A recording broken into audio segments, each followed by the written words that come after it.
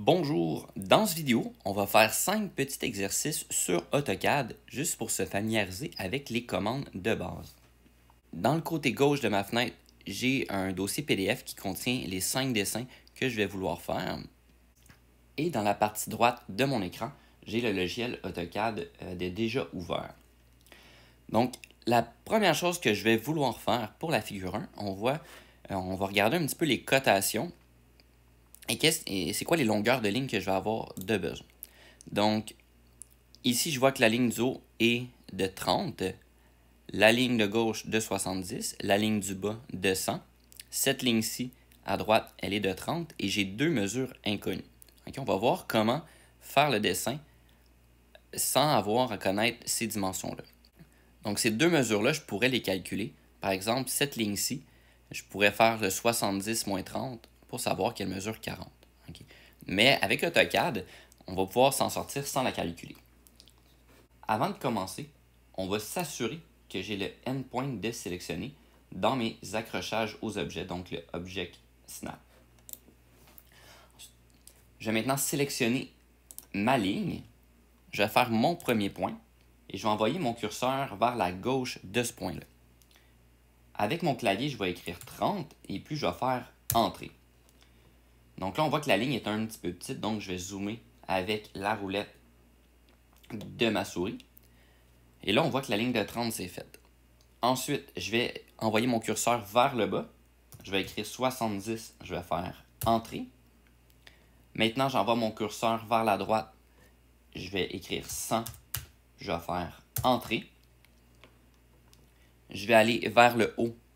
Je vais écrire 30 et puis je vais faire Entrée. Ensuite, c'est là que ça se complexifie un petit peu. Okay? Parce que là, bon, moi, je vais vouloir faire cette ligne-là qui se rattache à l'extrémité de cette ligne-ci. Okay? Donc, tantôt, je vous ai dit d'aller chercher le endpoint ici. Je vais aussi avoir besoin, dans ce cas-ci, du Object Snap Tracking. Donc, ce que je vais faire, c'est que je vais venir sélectionner l'extrémité de ma ligne du haut en faisant passer mon curseur sur le point de fin de la ligne sans cliquer dessus. Je vais descendre et à un certain point, on va comme avoir un verrouillage, donc l'intersection de deux lignes vertes. Et là, tout ce que j'aurai à faire, c'est de cliquer à ce point-là avec ma souris et puis remonter vers le endpoint pour compléter. Je peux aussi faire la commande C pour close et il va terminer ma figure automatiquement. Donc maintenant, si je passe à la figure 2, on va voir que ça va être une figure un petit peu plus complexe parce que là, ici, j'ai deux angles.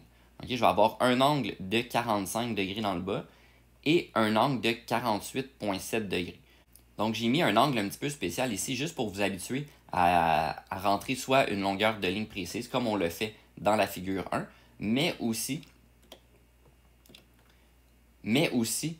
pour pouvoir entrer des angles précis. Donc, pour commencer, je vais vouloir que mes deux figures soient, étant donné que les deux mesures sont de 70 de côté, je veux qu'ils s'alignent. Donc, je vais juste sélectionner l'extrémité, puis je vais pouvoir me tasser, un petit peu comme on l'a fait pour compléter la figure de tantôt.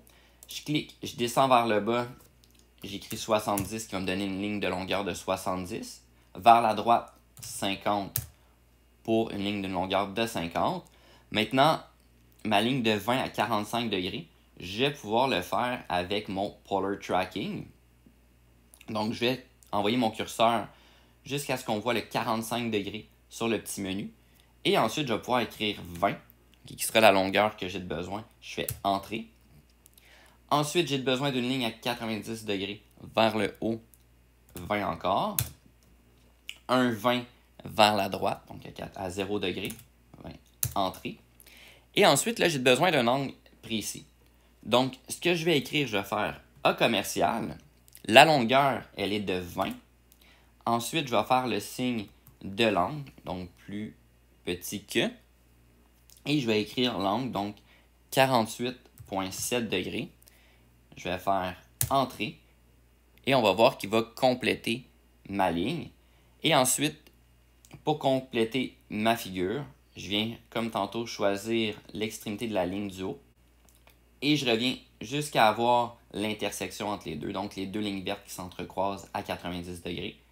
Je vais cliquer et je peux faire soit C pour fermer ma figure ou je clique sur le dernier point. Et dans ce cas-ci, là, j'ai encore une ligne. Je peux soit faire la touche échappe ou entrer pour quitter ma commande. Maintenant, on va aller vers la figure numéro 3, là, qui sera une figure un petit peu plus simple. Donc, c'est un carré dans un carré. Okay? Donc là, pour me déplacer, je vais cliquer sur la roulette de la souris pour pouvoir me déplacer comme ça ici, ce qui nous donne l'option de la main. Pour ça ici, je vais devoir m'accrocher à des points milieux. Donc, dans mon Object Snap, je vais venir choisir le Midpoint. Donc, je choisis ma ligne. Je vais faire une première ligne de 70. 70. Au lieu de faire 70, je peux aussi venir prendre l'accrochage avec mon point d'extrémité et je termine. Ensuite, pour compléter, je viens choisir mon point milieu et puis tout ce que j'ai à faire, c'est d'aller de point milieu en point milieu et la dernière commande, je peux faire C pour close et ça va fermer ma figure. Maintenant, on passe à la figure 4. Donc, pour la figure 4, on voit que le carré extérieur est exactement le même que la figure précédente. Donc, je vais le copier. Je vais faire un clic gauche et me tasser vers la gauche pour sélectionner mon carré vert pour choisir les deux lignes du bas. Et la même chose pour les deux lignes à gauche et en haut. Ensuite, je vais faire la commande copier. Je vais choisir un point de base, par exemple un point inférieur à gauche. Je vais me tasser vers la droite. Je pourrais donner, par exemple, une valeur précise du clavier ou juste cliquer avec ma souris comme j'ai envie. Bon, là, je vais faire un déplacement de 100. Entrée. Quand c'est fait, je vais faire échappe pour quitter ma commande copier. Bon. Maintenant, je vais vouloir faire un cercle. Donc, je vais aller choisir mon option de cercle et j'ai besoin d'un rayon de 25. Donc, je vais choisir centre et rayon. Maintenant, on voit que le cercle est vraiment au centre de mon carré, donc de 35-35. Donc, pour trouver mon centre, sans devoir se faire de lignes supplémentaires, ce que je vais faire, c'est, tantôt on avait choisi midpoint ici. Donc, je viens faire passer le curseur de ma souris sur une ligne horizontale au centre. Donc, le petit triangle apparaît et reste accroché. Même chose sur la ligne verticale. Je vais juste passer la souris par-dessus et je reviens vers le centre. Et là, on s'accroche à l'intersection des deux midpoints, donc des deux points milieux. Et ça va me donner le centre de mon carré. Ensuite, je vais cliquer avec ma souris. Je vais agrandir un petit peu le cercle. Et je vais spécifier le rayon de 25 et je vais faire Entrée. Et on se retrouve avec la bonne figure. Maintenant, passons à la figure 5.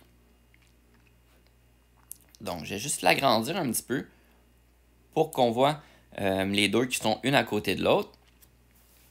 Donc, ici, on voit qu'on a une seule cotation de base, okay? Puis c'est notre carré. Donc, on voit qu'on a un carré de 50 par 50 et tout le reste a été dessiné grâce à ce carré-là. Donc, c'est tout le temps des repères qui sont faits avec ce carré.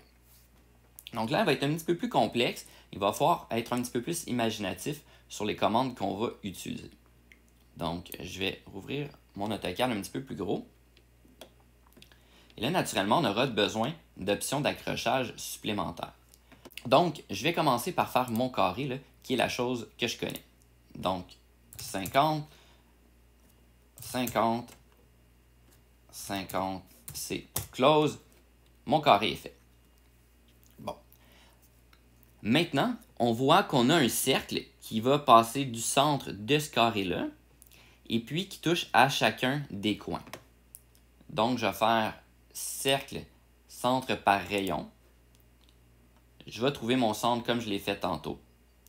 Je vais cliquer à mon centre et je vais venir mettre mon rayon sur le coin du carré qui va me donner exactement le même résultat qu'on a ici.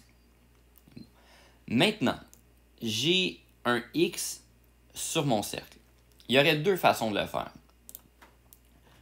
Soit que je prends la souris et que je viens trouver l'intersection sur mon cercle. Mais là, ça va me prendre un point d'accrochage supplémentaire qui serait intersection. Donc, on va le faire ici. Le milieu. Et je viens trouver l'intersection avec le point milieu et mon cercle. Et je vais de l'autre côté. Je retrouve l'autre intersection. Et puis, je peux compléter la ligne. Donc, je vais désactiver intersection maintenant.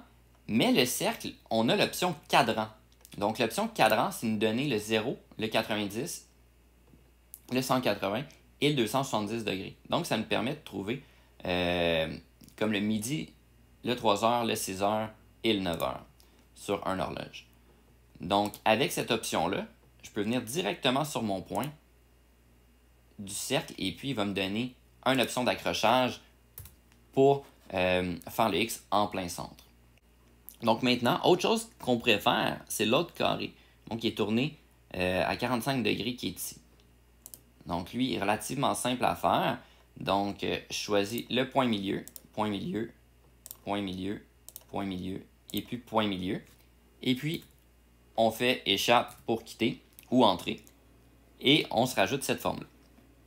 Maintenant, on va avoir deux petits cercles qu'on voit qui sont inclus comme dans ce triangle-ci. Ce qu'on pourra faire, on va aller chercher une option de cercle et on va vouloir qu'il touche aux trois parties du triangle. Donc, trois tangentes. Donc, c'est ce que je vais choisir. Une tangente, deux tangentes, trois tangentes. Et voilà. Je répète la même commande une deuxième fois pour l'autre côté. À partir de là, je vais pouvoir faire cette ligne-là, qui est un petit peu comme un signe de ombre un petit peu carré. Donc, ce qu'on va voir, c'est qu'on est dans le milieu de cette ligne-là, ce point-là, et que la ligne du haut passe du point du centre du cercle vers l'autre centre du cercle. Donc, je vais venir me donner l'option d'accrochage Center, qui va me permettre de trouver facilement le centre de mon cercle. Donc, Line, je viens prendre le point milieu ici, puis là, je vais me donner une intersection pour prendre le milieu ici. Je trouve le centre de ma ligne ici. Le centre du cercle. Le centre du cercle. Le point milieu de la diagonale. Et puis, je viens compléter comme ça ici. Et puis, je fais entrer pour quitter la commande. Donc là, on voit là, que ça commence à se ressembler beaucoup. Bon, il nous reste un cercle ici qui nous manque. Donc là, on voit qu'il touche le point en bas, donc le centre de mon cercle, et puis il vient s'accoter sur la ligne qu'on vient de tracer en haut ici. Donc là, je préfère un cercle en deux points. Donc le point, on va prendre le point milieu. Puis ici, on va prendre le point milieu de cette ligne-là. Et ça me fait ce cercle-là. Bon, maintenant, tout ce qu'il y a à l'intérieur du cercle, c'est pas mal réglé. Ce qui nous reste à compléter, c'est les petits triangles qui en sortent. On va commencer par le petit triangle qui se trouve ici. Donc, pour faire ces petits triangles-là, je vais devoir m'ajouter des options d'accrochage. Donc, je vais ajouter intersection, qui va faire un peu comme je l'ai fait tantôt là, quand j'ai démontré de trouver l'intersection avec le cercle pour pouvoir s'accrocher ici. Et puis, je vais avoir besoin d'extension pour faire le prolongement d'une ligne. Pour commencer, je vais choisir l'option de ligne. Je vais aller me chercher une option d'accrochage, donc qui va être le coin ici. Je vais me tasser vers la gauche en diagonale au bon angle, donc dans l'extension de ma ligne. Et avec l'extension, on va pouvoir trouver l'intersection avec mon cercle. Une fois que j'ai fait ça, ben là, j'ai mon point de départ sur le cercle. Donc, ça serait important de juste survoler le coin sans cliquer pour éviter de faire une ligne là, entre ces deux parties-là. Une fois que c'est fait, je vais aller chercher le coin ici, en fait, qui sera le coin supérieur de mon petit triangle. Avec l'extension de mes deux lignes, je vais pouvoir cliquer et sélectionner. Puis, je vais revenir jusqu'à l'intersection avec le cercle. Je clique et puis je fais entrer pour compléter ce triangle-là. Ensuite, on va faire la même chose de l'autre côté. Mais là, on va commencer par en haut. Donc ici, je vais me tasser jusqu'à l'intersection avec mon cercle. Je vais venir prendre le coin et je vais trouver avec l'extension le point l'extrémité de mon triangle. Et puis je vais venir descendre dans l'angle pour venir faire l'intersection avec mon cercle. Je clique et puis je fais entrer, ou je peux faire échappe aussi. Pour le triangle du bas, ça sera quelque chose de similaire. Donc je vais choisir ma ligne encore, un point, je vais venir choisir l'extension avec l'intersection de mon cercle. Maintenant, je vais venir sélectionner mes 2 points et je vais avancer jusqu'à ce que je trouve l'intersection entre les 2 points d'extension. Je clique ici et je viens sélectionner ici et puis je vais pouvoir venir compléter mon triangle comme ça ici. Donc là, on voit qu'on a utilisé pas mal toutes les commandes là, de base, donc la ligne, les différents types de cercles et différentes options d'accrochage. Donc ce petit dessin-là permet juste de vous familiariser avec toutes ces commandes-là de base là, qui vous permettront de faire des dessins après ça de plus en plus complexes. De ne pas avoir à tout le temps mesurer ou se faire des lignes pour pouvoir tracer. Ce qu'on aurait pu faire, par exemple, pour les triangles, si je vais juste copier tout ce qu'il y a à l'intérieur ici un coup.